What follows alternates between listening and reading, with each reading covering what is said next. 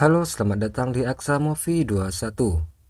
Semoga kalian dalam keadaan sehat dan selalu diberi kemudahan dalam urusannya. Kali ini saya akan merangkum sebuah cerita film yang berjudul Legend of Fuyao. Dahulu kala, para pendekar berhasil menaklukkan iblis di Vetian. Sayang sisa jiwanya masih ada dan menanti untuk dibangkitkan kembali. Di saat kematiannya, darah di Vetian mengental dan membentuk batu 5 warna. Batu tersebut tersemat di tubuh Meng Fuyao. Sebagai murid pemimpin Rahib Cakrawala, Wuji mendapat tugas menghancurkan Fuyao untuk menghancurkan kesaktian iblis di Feitian. Di tengah padang salju, seseorang berdiri dengan mata tertutup kain hitam. Beberapa saat kemudian, penutup matanya terlepas dan terbang terbawa angin. Dialah Fuyao. Dia berbalik memandang sebuah pagoda yang di atasnya terdapat sebuah bola besar yang menyala seperti api. Lalu datanglah prajurit yang menunggang kuda yang terbuat dari es. Mereka pun bertarung. Satu persatu prajurit dan kudanya dihancurkan oleh Fuyao hingga tak tersisa.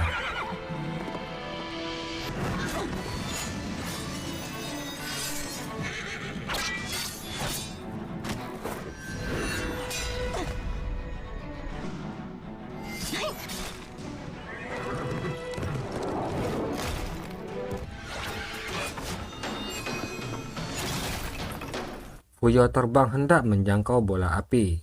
Namun tiba-tiba, seutas tali yang menariknya hingga terjatuh di sebuah tempat tepat di tengah sebuah gambar bintang. Lalu datanglah dua orang perempuan berbaju putih.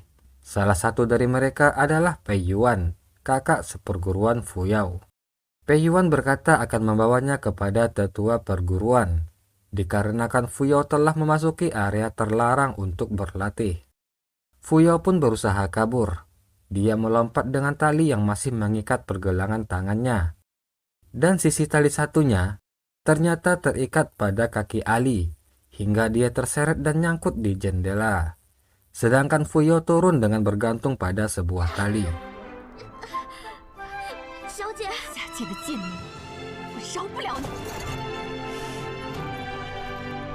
Di atas gunung bagian mistis utama sedang berkumpul untuk melakukan upacara pengorbanan. Diam-diam ada seorang laki-laki yang mengintip mereka. Sedangkan Fuyao sedang berusaha memanjat gunung.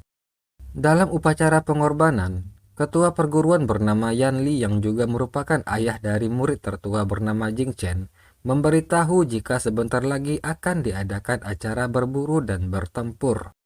Fuyao akhirnya sampai di puncak gunung dan langsung mengagetkan laki-laki yang sedang mengintip acara pengorbanan. Ternyata dia adik seperguruan Fuyao dari bagian mistis hitam, yang ditugaskan Fuyao untuk mengambil seragam dari bagian mistis utama. Mereka akan berpura-pura menjadi orang dari mistis utama agar bisa menonton acara pengorbanan. Ketua perguruan berkata, mulai hari ini kita mendapat permohonan untuk permainan berburu yang dilaksanakan 8 tahun sekali. Selama kalian adalah murid perguruan utama yang telah dewasa, maka kalian bisa ikut serta. Pemenangnya akan menjadi pahlawan, yaitu seseorang yang memiliki intisari dari tanaman sebagai isinya dan kekuatan hewan sebagai tenaganya.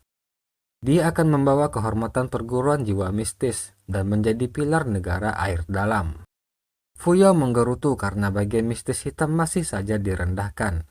Tiba-tiba, pamannya menepuk pundak Fuyao yang membuatnya kaget. Pamannya itu membawa Fuyao pergi dari sana. Lagi-lagi Fuyao memanjat pohon. Di bawahnya, Paman Zhou marah-marah karena Fuyao tidak mau turun. Akhirnya dia mengiming-iminginya untuk turun gunung membeli anggur. Fuyao sontak senang diperbolehkan turun gunung. Begitu Fuyao turun, Paman Zhou langsung memukulnya dengan tongkat dan menasehatinya tentang perbedaan status mereka dengan bagian mistis utama.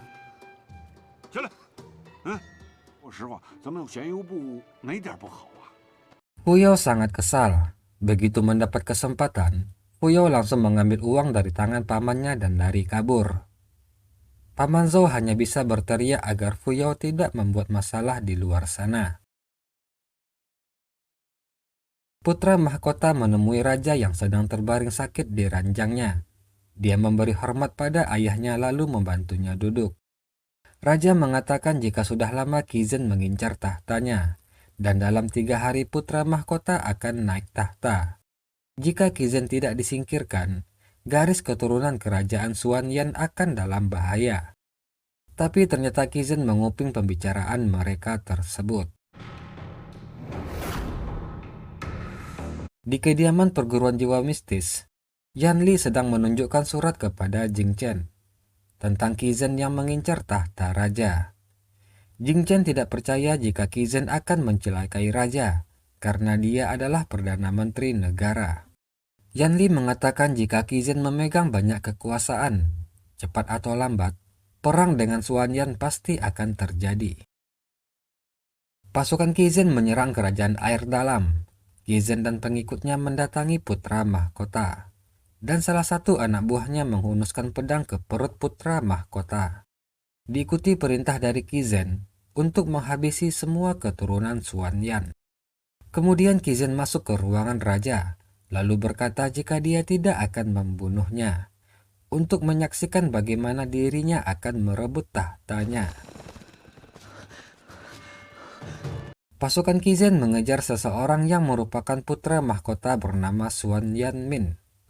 Tak jauh dari sana, Fuyao mengendarai kereta kudanya yang membawa anggur. Namun tanpa sengaja, Fuyao menabraknya. Fuyao meletakkan Xuanyan Min yang tidak sadarkan diri di atas kereta kudanya. Dia lalu melanjutkan perjalanannya. Di tempat lain, Pei Yuan mempersiapkan jebakan untuk Fuyao. Fuyao masuk ke dalam jebakan, sedangkan kereta kudanya terjatuh, yang membuat Xuanyan Min yang tak sadarkan diri terlempar dari sana.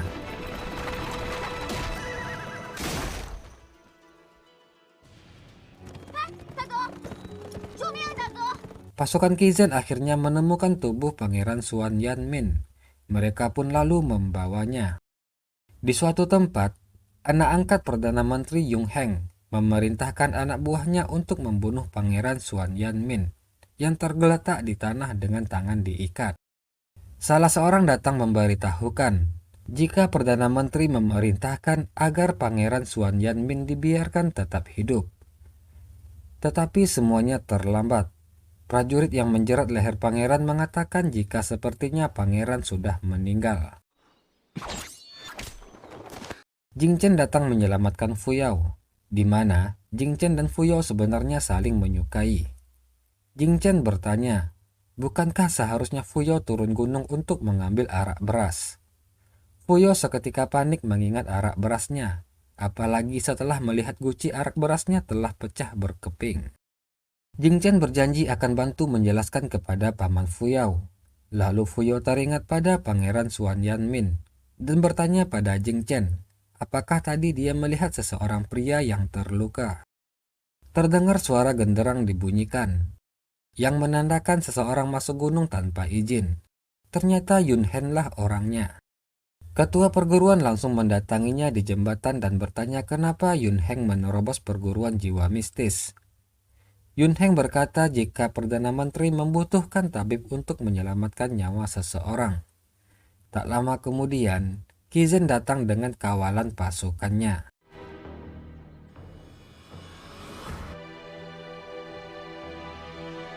Tabib Zhong Yu sedang mengobati Pangeran Xuanyan Min. Terlihat Kizen meragukan kemampuan Zhong Yu. Namun Yan Li meyakinkan jika tabib Zhong adalah tabib terkenal di Jianghu. Tabib Zhong selesai mengobati Pangeran Xuanyan Min. Dia berkata tidak ada yang salah dengan Xuanyan Min. Dia akan bangun dalam waktu 1 jam. Kizen minta untuk diresepkan obat. Namun Zhong Yu menolaknya karena tidak ada yang salah pada Pangeran Xuanyan Min. Pangeran Xuanyan Min akhirnya bangun, yang ternyata dia telah digantikan oleh orang lain. Kizen mendekatinya dan bertanya apa benar dia anak Pangeran Qiandu. Dengan takut-takut, Pangeran Xuanyan Min menjawab, jika iya kenapa, kalau tidak kenapa. Seketika Kizen melemparkan air tehnya. Pangeran Xuanyan Min refleks menggunakan kekuatannya untuk mengendalikan air, agar berkumpul di telapak tangannya, lalu mengalirkannya ke sebuah cawan di lantai.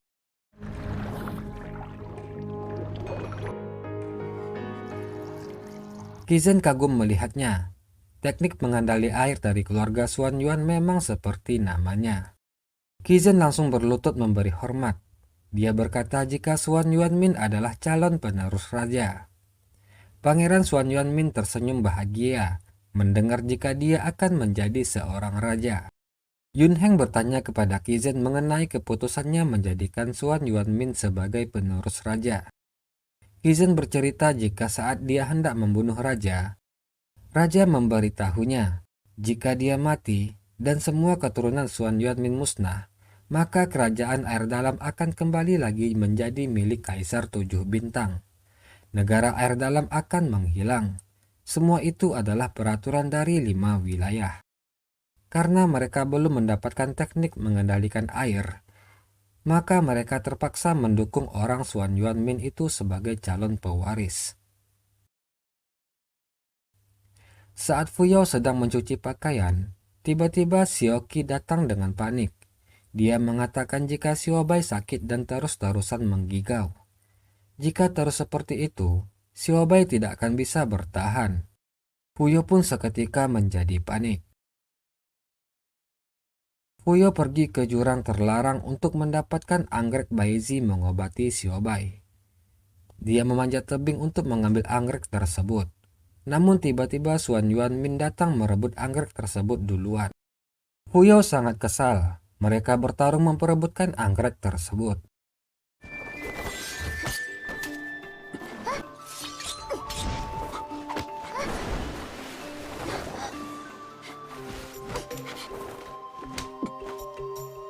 Terlihat sebuah sulur tanaman bergerak sendiri ke dalam danau, dekat tempat Fuyao dan Xuan Yuanmin berkelahi. Saat Xuan Yuanmin tertendang mundur dan masuk ke dalam air, seketika sulur tumbuhan itu membalit tubuhnya. Xuan Yuanmin berusaha melepaskan diri, namun tidak bisa. Akhirnya dia minta tolong pada Fuyao. Fuyao mau asalkan anggrek Baizinya diserahkan kepadanya. Namun Xuan Yuanmin malah mengancam akan memakan anggrek itu. Dengan terpaksa Fuyao pun menolongnya. Fuyao melemparkan sulur tumbuhan dan Xuan Yuanmin pun menangkapnya. Fuyao sekuat tenaga menariknya. Dia tidak tahu jika saat itu sulur tumbuhan yang membelit Xuan Yuanmin sudah terlepas. Tiba-tiba Xuan Yuanmin melepaskan pegangannya. Seketika Fuyao jatuh ke danau di belakangnya. Sulur tumbuhan segera membelit tubuhnya.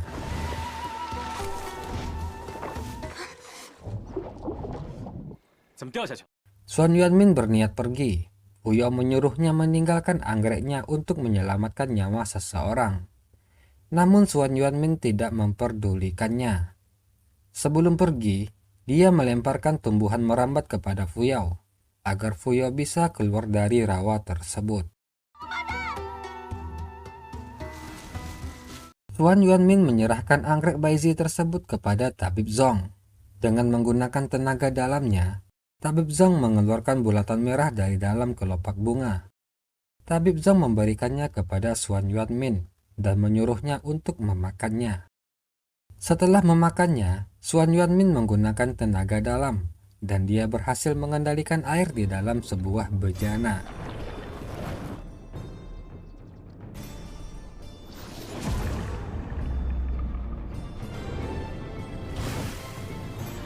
Tetua yang mengadakan perjamuan bersama Qizen dan Xuan Yuan, Jing Chen dan Pei Yuan datang terlambat. Tetua Yan Li hendak memperkenalkan mereka, tetapi Pei Yuan lebih dulu memberi salam dengan menyebut Qizen sebagai paman. Seketika Ketua Yan dan Jing Chen terkejut mengetahui jika Pei Yuan adalah keponakan Perdana Menteri. Rombongan Fuyao datang membawakan makanan perjamuan. Dia terkejut melihat Xuan Yuanmin. Begitu juga Xuan Yuanmin yang terkejut melihat Fuyao. Fuyao teringat perkataan temannya, jika perjamuan ini untuk menyambut calon pewaris kaisar. Dia juga teringat saat menolong pangeran dari Qiandu yang asli. Dia terus memandang Xuan Yuanmin dan merasa ada yang aneh. Fuyao berjalan pergi. Suan Yuanmin memanggilnya untuk menuangkannya arak. Tapi dia sengaja menyentilkan biji buah saat Fuyo menuangkan arak, sehingga minuman pun terjatuh.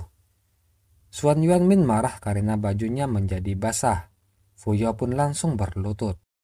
Suan Yuanmin meminta Fuyo membantunya ganti baju, karena dialah yang menyebabkan bajunya menjadi basah.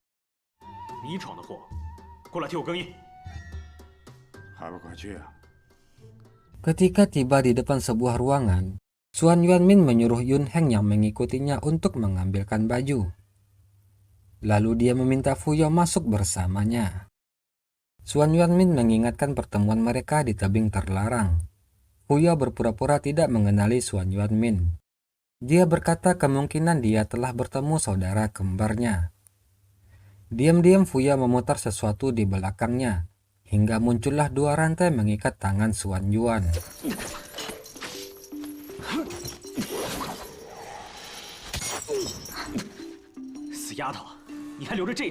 Fuyo mengaku tahu jika Suan Yuan di depannya ini adalah palsu, karena dia pernah melihat calon pewaris yang asli. Suan Yuan terlihat sedikit terkejut. Dia ingin bernegosiasi dengan Fuyo. Fuyo bertanya di mana anggrek Baizinya. Namun anggrek tersebut telah dimakan oleh Suan Yuanmin. Di luar, Yun Heng datang dan meminta Suan Yuan segera ganti pakaian, karena dia sudah ditunggu di aula. Ternyata Suan Yuan berhasil memutus rantai yang mengikatnya. Dia meraih pinggang Fuyo lalu mendekapnya.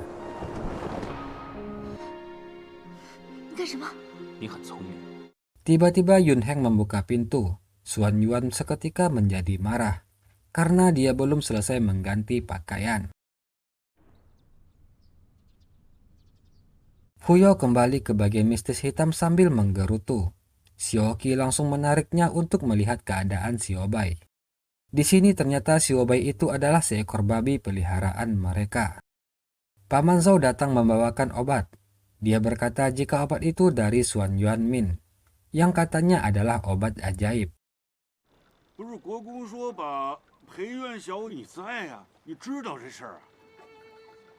Fuyo berlari ke perguruan jiwa mistis mencari Jing Chen. Setelah Paman Zhao memberitahunya jika Perdana Menteri menginginkan Jing Chen menikah dengan Pei Yuan. Jing Chen sendiri sedang bersama Pei Yuan di tengah kebun bunga.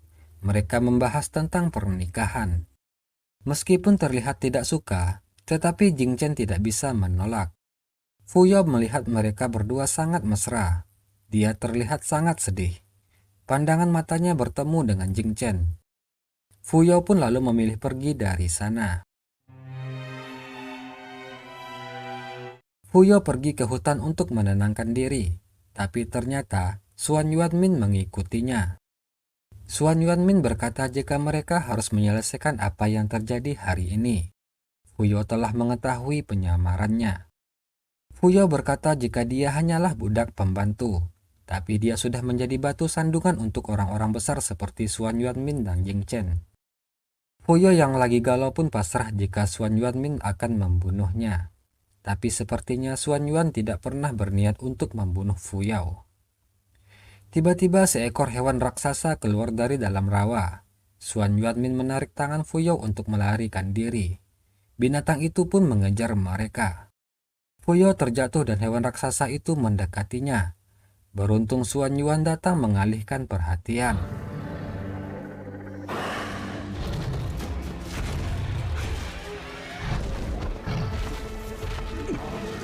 Berkali-kali dia berusaha menghindari serangan binatang raksasa tersebut. Di saat Suan Yuanmin sedang terdesak, Fuyo mencoba mengalihkan perhatian dengan memukulkan sebilah kayu pada sebuah pohon, sehingga binatang raksasa itu pun mengejar Fuyo. Di perguruan jiwa mistis, seseorang melapor jika Ziti kabur dari kandangnya, yang ternyata hewan raksasa itu namanya Ziti. Ketua Yang langsung memerintahkan untuk mencarinya. Suan Yuan akhirnya berhasil memukul Ziti, hingga hewan tersebut tidak sadarkan diri.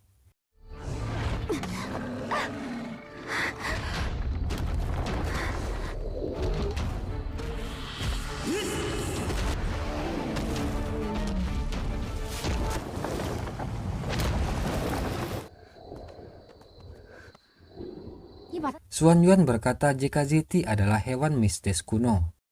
Dia pasti kabur dari kandangnya. Dalam waktu setengah jam, orang-orang pasti datang mencarinya. Dia lalu mengajak Fuyao untuk pergi dari sana, agar mereka tidak ketahuan. Dan benar saja, tidak lama kemudian, orang-orang dari jiwa mistis menemukan Ziti yang masih terkapar. Ketua Yan bertanya siapa yang telah membuat Ziti tak sadarkan diri. Fuyao duduk menyendiri di pinggir sungai. Dia teringat janji Jing Chen kepadanya dulu, di mana Jing Chen berjanji akan melepaskan statusnya sebagai pelayan dan menikahinya. Tiba-tiba Jing Chen menghampirinya. Jing Chen berkata jika dia terpaksa menikahi Pei Yuan karena status pamannya sebagai Perdana Menteri. Jing Chen berkata jika suatu saat dia telah menjadi pemimpin perguruan, dia akan menjadikan Fuyao sebagai selirnya. Fuyao terkejut. Dia tidak menyangka jika Jing Chen memandangnya seperti itu. Baginya cinta itu tidak bisa dibagi. Fuyao pun dengan tegas menolak keinginan Jing Chen. Dia memutuskan hubungan mereka, lalu pergi meninggalkan Jing Chen. Dari jauh Pei Yuan melihat mereka berdua. Dia pun menjadi sangat marah dan berencana akan mencelakai Fuyao. Di malam hari, seseorang berpakaian hitam masuk ke kamar Fuyao dan melukai jarinya hingga berdarah. Yang ternyata orang tersebut mengambil darah Fuyao, digunakan untuk didaftarkan sebagai peserta pertandingan berburu. Jing Chen menemui Fuyao yang sedang bersih-bersih. Dia memarahinya karena Fuyao telah mendaftarkan diri di permainan berburu. Fuyao menjelaskan jika dia tidak pernah mendaftarkan dirinya. Namun Jing Chen menuduhnya berbohong. Permainan berburu hanya bisa didaftarkan dengan darah orang yang bersangkutan. Dan dia melihat bekas luka di jari Fuyao. Jing Chen marah karena nantinya Fuyao pasti akan merepotkannya di dalam pertandingan. Mendengar hal tersebut, Fuyao tampak kecewa. Dia berkata jika dia tidak pernah mendaftarkan dirinya. Meskipun nanti dia ikut bertanding, dia pun tidak akan membebani Jing Chen. Jing Chen semakin marah dan berkata jika Fuyao telah mengecewakannya. Fuyao menjawab jika Jing Chen lah yang pertama mengecewakan dirinya. Paman Zhao menyuruh Fuyao untuk pergi sejauh mungkin. Dia tidak mengizinkan Fuyao ikut dalam pertandingan berburu, karena itu akan sangat membahayakan nyawanya. Namun Fuyao menolak, karena jika dia pergi, maka mistis hitam dan pamannya akan mengalami masalah.